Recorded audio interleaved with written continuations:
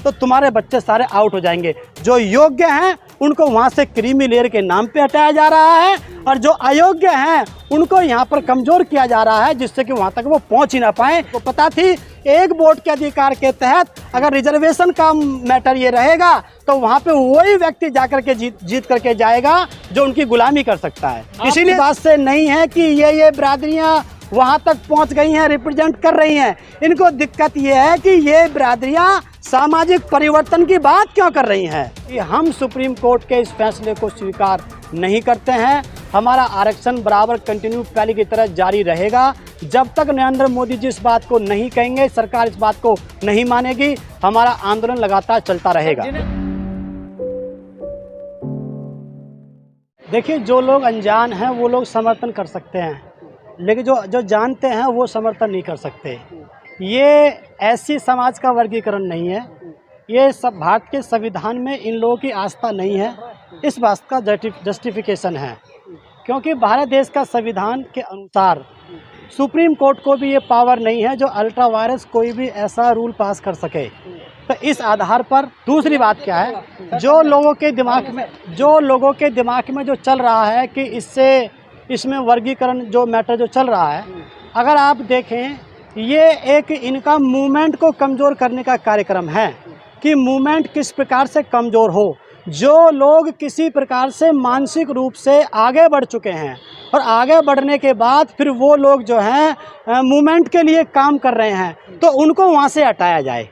Article 15(4), 16(4) का जो इन्होंने हवाला दिया है वो इस बात की परमिशन नहीं देता है। और दूसरी बात, इसमें जो मूल बात है जो समझानी है हमें समाज को, ये ऐसी समाज में अगर लोग ये कहें, कॉमन वर्ड यूज करें कि चमार को गैर चमार से अलग करने का कार्यक्रम है, ये ऐसा भी नहीं है। ये तो चमार को चमार से अलग करने का कार्यक्रम है, वाल्मीकि को वाल्मीकि से, उसी जाति के जो इंटेलेक्चुअल लोग जो हैं उनको उनसे अलग करने का प्रोग्राम है। ये प्रोग्राम कभी इन्होंने आज से 100 साल पहले दयानंद सरस्वती जी ने ऐसा मूवमेंट छेड़ा था जब पता चली थी कि बाबा साहब जैसे लोग देश में पैदा होने लगे हैं। उन्होंने आर्य शब्द की उनको उपाधि दी। जो लोग जिस बिरादरी में आगे बढ़ गए हैं मेंटल रूप से, उनको जनेऊ पहना करके आर्य वर्ड दे करके उनको उनकी बिरादरी से अलग कर दिया गया। तो ये वहाँ से भी अलग करने का प्रोग्राम था, ये यहाँ से भी अलग करने का प्रोग्राम है। और जो लोग कहते हैं कि भाई एसटी समाज में मीना जाति या पश्चिमी या जो दक्षिण में महार जाति या नॉर्थ में चमार जाति, ये उसका आरक्षण छीन रही हैं और जातियों का, जो लोग कह रहे हैं, ऐसा तब हम मान सकते थे 1% जब बैकलॉग नहीं होता इस देश के अंदर। जब आपकी वैकेंसीज खाली हैं 15% और 7.5%, जो 20%, 22.5% जो बनता है उसमें मुश्किल से 7.5% तक हम उसको फुलफिल कर पा रहे हैं। 15% कोटा अभी भी दोनों जो कैटेगरी हैं उनसे वो वहाँ पर हटा हुआ है। तो जब 15% वहाँ पे कोटा खाली है तो हम ये कैसे कह सकते हैं कि दूसरी जाति का जो फ़ायदा ये बिरादरियाँ ले रही हैं। ये इस बात का प्रयास है, जो लोग कॉम्पिटेंट हैं, जो लोग कंपटीशन बीट कर सकते हैं, जो अपने बच्चों को पढ़ा लिखा करके आगे बढ़ा रहे हैं, थोड़ा अवेयरनेस कर रहे हैं, तो वो बच्चे जब उनके वहाँ तक नौकरी तक पहुँच रहे हैं उनको क्रीमी लेयर के नाम पे अलग कर दिया जाए। और जिन लोगों के लिए ये लोग ये बोल रहे हैं उन लोगों को वहाँ पर उनकी शिक्षा की कमर तोड़ करके, उनके एजुकेशन को ख़राब करके, सरकारी स्कूल की एजुकेशन ख़राब करके, पहली क्लास से लेकर 9वीं क्लास तक किसी बच्चे को फेल नहीं किया जाएगा। इनको दलिया हलवा खिचड़ी खिलाओ, इनके घर पे भेज दो और साल के अंत में जाकर के बिना अटेंडेंस के, बिना शिक्षा के, बिना एग्ज़ाम के आप इनको पास का सर्टिफिकेट ले जाओ। 10वीं 12वीं का बोर्ड का एग्ज़ाम होगा तो तुम्हारे बच्चे सारे आउट हो जाएंगे। जो योग्य हैं उनको वहाँ से क्रीमी लेयर के नाम पे हटाया जा रहा है और जो अयोग्य हैं उनको यहाँ पर कमज़ोर किया जा रहा है, जिससे कि वहाँ तक वो पहुँच ही ना पाएँ। तो कुल मिलाकर के एससी और एसटी के जो 22% रिजर्वेशन हैं, जो लोग बाबा साहब की महापुरुषों की मूवमेंट को गति देने के लिए काम कर रहे थे, उनको ये अलग करने का कार्यक्रम है कि ये सामाजिक परिवर्तन, आर्थिक मुक्ति, समाज में परिवर्तन और पॉलिटिकल चेंज के बारे में ना सोच सकें, ये उनका कार्यक्रम है। सबसे अहम मुद्दा इस समय यही चल रहा है। करता है उनसे भी हमारी कल बात हुई थी, कह रहे हैं कि अभी भी कुछ जातियाँ ऐसी हैं जो बिल्कुल जीरो उनका प्रतिनिधित्व है शेड्यूल कास्ट, शेड्यूल ट्राइब में भी। अगर जीरो प्रतिनिधित्व है ये बात हम मान सकते हैं, उसका जिम्मेदार ये जातियां नहीं है जिन पे एलिगेशन लगाया जा रहा है, इसका जिम्मेदार तो स्टेट है ना, इसका जिम्मेदार तो सरकार है ना कि आपने अब तक रिप्रेजेंटेशन कैसे नहीं दे पाया। जब आपने इतनी अवेयर जातियों को वहां तक नहीं पहुंचने दिया तो इनको आप कैसे पहुंचने देंगे। तो इसकी जिम्मेदार सरकार है। और हम ये कह सकते थे अगर वो पूरा कोटा भर जाता तो हम कह सकते थे कि सीट खाली नहीं है और लोग हक खा रहे हैं। जब वहाँ पे वैकेंसीज हैं तो इसका मतलब सरकार की मंशा गलत है। वाल्मीकि समाज कह रहा है कि जाटव चमार है इसके जिम्मेदार, जो हम पीछे रह गए आज। यही तो उनके अंदर गलतफहमी है, इसी के लिए हम लोग इसको समझाने का प्रयास करेंगे। इन कार्यक्रमों को होने के बाद फिर हम ये प्रोग्राम चलाएंगे कि वाल्मीकि भाइयों, अगर आपके समाज में कोई पढ़ लिख करके आगे बन गया है, अधिकारी बन गया है, वो उसको भी हटाने का प्रोग्राम है। और आप देखिए आज सारे के सारे विभाग को प्राइवेट कर दिया, सफाई कर्मचारी को प्राइवेट कर दिया, जहां पर उस समय संविधान के अकॉर्डिंग 45,000 रुपये की नौकरी मिलने का आप अधिकारी थे, मिलती भी है, और उनको प्राइवेट सेक्टर में ला करके, ठेके प्रथा में ला करके 9,000 में उनसे भर्ती, उनसे काम करवाया जा रहा है। और अब तो ये मोदी जी ने ये नियम बनाया है कि आपको 8 घंटे जॉब करना पड़ेगा। पहले ये नियम था कि आप अपने काम को सुबह सुबह करके और उसके बाद अपने बच्चों को स्कूल भेज सकते हो। आपको ये इतना एरिया आपको दे दिया गया था कि इतने की आपको सफाई करने कभी भी कर जाओ सुबह 4 बजे के बाद। लेकिन अब क्या है, अब बोल रहे हैं मोदी जी कि आपको 8 घंटे काम करना पड़ेगा। जिस काम को लगभग 4-4 घंटे के हिसाब से काम बांट करके जिसको 30 लोग करते थे उसको 10 लोग पूरा कर देंगे। ये इन लोगों की साजिश है। इसलिए हम वाल्मीकि समाज को भी हम लोग इसमें जो है हम लोग उनसे भी हम बातचीत करेंगे और देश की SC और ST कम्युनिटी जो है जितनी भी है सबसे हम बातचीत करके उनको बताएंगे। इसका समर्थन कर रहा है। सर, मोदी जी ने कहा था 2014 में कि सफाई कर्मी जब टैंक में उतरता है सफाई करने के लिए तो वहाँ पे आध्यात्मिक सुख की अनुभूति होती है, सफाई कर्मी कोई पेशा नहीं है। ये उनका बयान है मोदी जी का 2014 में चुनाव। ये तो हमारे वाल्मीकि भाइयों से पूछो, मैं वाल्मीकि भाइयों के बीच में रहता हूँ, उनका हिस्सा हूँ। आप उनसे पूछो वो क्या पी करके क्या खा करके उसमें उतरते हैं, कभी उतर के दिखाए ना मोदी जी। अगर आध्यात्मिक सुख मिलता है तो मोदी जी इसमें उतर के दिखाए ना। अपना आध्यात्मिक सुख भोग करने के लिए तो आप लोग पहाड़ों पे जाते हो, आप गुफाओं में जाते हो, और हमारे समाज से आप कहते हो कि गटर में उतर के आध्यात्मिक सुख होता है। क्या बाबा साहब ने संविधान इसलिए बनाया था कि आप इसको आध्यात्मिक सुख बताएंगे? ये गलती। उन्होंने किताब लिखी कर्म योग, उसमें जिक्र किया गया है डोम का, वाल्मीकि का। उन्होंने कहा है बाकायदा कि ये पेशा है, इसमें आध्यात्मिक सुख मिलता है। लेकिन भारत का संविधान ये कहता है पेशा सभी बिरादरी के लोग करेंगे ना। आप जाकर के उत्तर प्रदेश का उदाहरण जाके देखिए ना, जब बहन जी ने सफाई कर्मचारी की वैकेंसी निकाली थी 1,11,000 की, तो उस समय बहन जी ने ये कहा कि अगर सभी लोग गंदगी करते हैं तो सभी को सफाई करने की भी ड्यूटी बनती है, इसलिए ओपन वैकेंसी करी। तो ओपन वैकेंसी करना था, आप यहाँ पे आके बोलो ना कि यहाँ पे ब्राह्मण भी जा सकता है, क्षत्रिय भी जा सकता है, वैश्य भी जा सकता है। तो यहाँ के लिए तो आप ओपन वैकेंसी नहीं करते। तो सर, आप नहीं चाहते कि फैसला तो आ गया, इसके कोई काट है आप लोग? हाँ, काट है, इसकी 2 काट है। एक तो हम लोग जो है सुप्रीम कोर्ट इसको पलटे, इस पर रिव्यू पिटीशन डाली जाए, इसको सुप्रीम कोर्ट पलट सकता है, ये उसके पास में जुडिशल पावर है।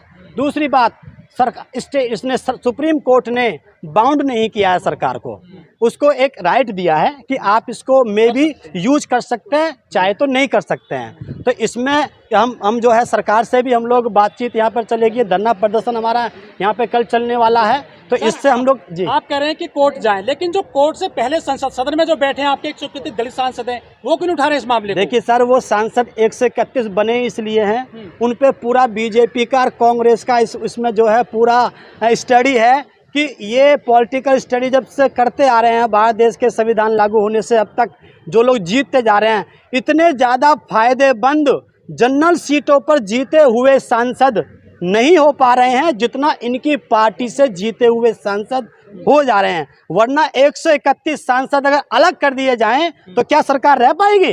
तो कहीं ना कहीं ये इतनी बुरी तरह से फंसे हुए, इतने चमचे हैं, इतनी बुरी तरह से फंसे हुए, इनको पता है कि अगर हमने ऐसा बोल दिया तो अगली बार हमारा टिकट नहीं होगा। इसीलिए बाबा साहब ने डबल वोट का अधिकार लेके आए थे। बाबा साहब को पता थी एक वोट के अधिकार के तहत अगर रिजर्वेशन का मैटर ये रहेगा तो वहाँ पे वही व्यक्ति जाकर के जीत करके जाएगा जो उनकी गुलामी कर सकता है। इसीलिए सब साहब का सामने अपनी पॉलिटिकल पार्टी बनाई। मोची का बेटा बुनकर का बेटा, वाल्मीकि का बेटा क्यों ना कलेक्टर बने, डीएम बने, पटवारी बने? आखिर कहाँ रुकावट है उनके कार्य में? कोई रुकावट नहीं है इसमें। आपने सरकार रास्ता रोक रखा की होगा। नहीं, इसमें सरकार की मंशा गलत है। वाल्मीकि समाज के लोग आईएएस हैं, मीना समाज के लोग तो चल वो खैर एसटी में चल ही रहे हैं। हर एक बिरादरी का व्यक्ति आईएएस है, हर एक बिरादरी के व्यक्ति पढ़ लिख करके आगे बढ़ रहे हैं। लेकिन इनको जीवन में कब तक मरेंगे सर वो? बिल्कुल बात आपकी जायज है। इनको दिक्कत इस बात से नहीं है कि ये बिरादरियां, इनको दिक्कत इस बात से नहीं है कि ये बिरादरियां वहां तक पहुंच गई हैं, रिप्रेजेंट कर रही हैं।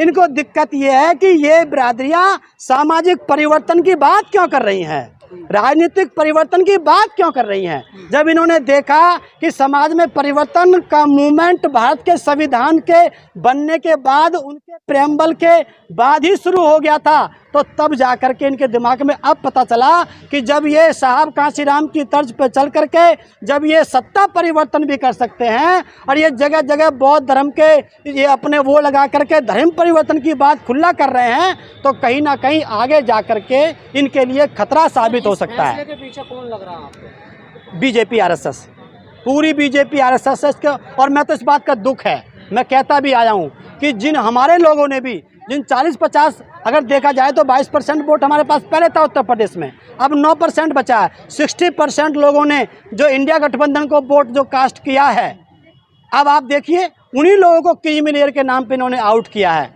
जो समझदार लोग थे, पढ़े लिखे बामसेब के लोग थे। आज चाहे आपके ये गांधी, क्या नाम है लड़के का, राहुल गांधी हो, और चाहे ये क्या दूसरा जो अखिलेश यादव हो, आज कोई भी तुमको इस फैसले में दिखाई नहीं दे रहा।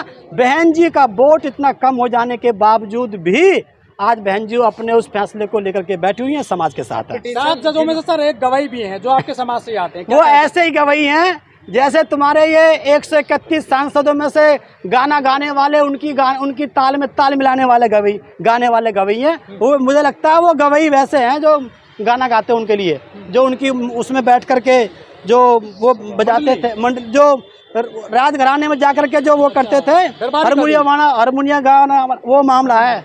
लेकिन सर आप लोग कह रहे हैं कि हमें बांटने की कोशिश है। फैसला कोई आज का मामला आज का नहीं है, 1975 से चल रहा है सर। सबसे पहले 1975 में पंजाब हरियाणा में। जी। तो ये कोई आज का मामला तो है नहीं सर। देखिए ये बात उनके लिए नजीर बनती है, ये बात पुरानी है।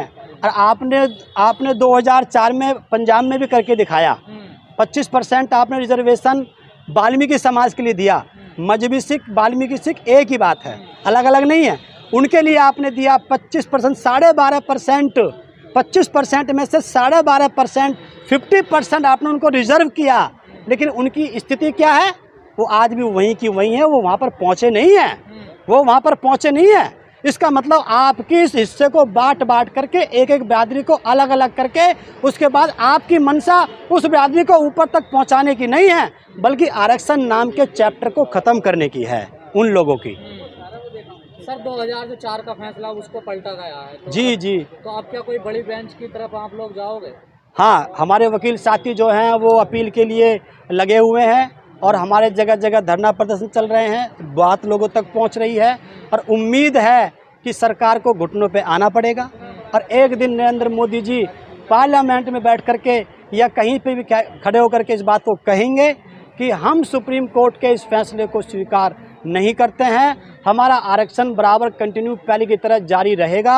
जब तक नरेंद्र मोदी जी इस बात को नहीं कहेंगे, सरकार इस बात को नहीं मानेगी, हमारा आंदोलन लगातार चलता रहेगा। लेकिन जयप्रकाश जी, सर जो दलित इंटेलेक्चुअल हैं वो जज साहब को निशाने पर ले लें, सातों के सातों जजों को, आप पे कोर्ट ऑफ कंटेक्ट भी हो सकता है?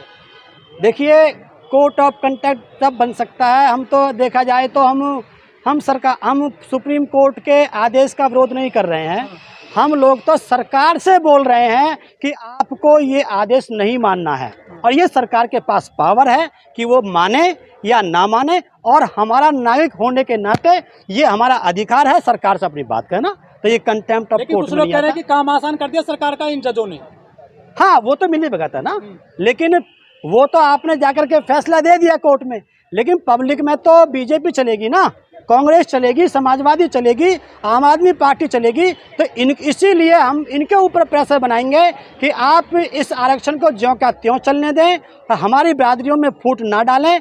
हम एक है और हम अगर वो नहीं मानते हैं तो हम तब तक इस समाज को तैयार करते रहेंगे। आप कह रहे हैं फूट ना डालें, जिन्हें आप अपना छोटा भाई बताते हैं। छोटा नहीं, बड़े भाई हैं, छोटा नहीं बड़े भाई। वो बगावत पे आ गए हैं सर।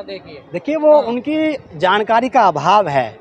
जानकारी की ऐसे तो कितने लोग हैं, हम लोग समझाते रह गए, लेकिन हमारे समाज के लोग भी वहाँ जाकर के खुशी मनाते हैं। दूसरी पार्टियों में जाकर के उनकी गुलाम पार्टियों में अपने वहाँ जाकर गुलामी करते हैं। तो वो हमारी जानकारी का अभाव है, लैक ऑफ नॉलेज है। इसलिए हम उन लोगों को भी समझाएंगे, हमारी इस पर काम जारी है। खबरों में बने रहने के लिए फोरम 4 को सब्सक्राइब करें और नोटिफिकेशन पाने के लिए बेल आइकन दबाएं।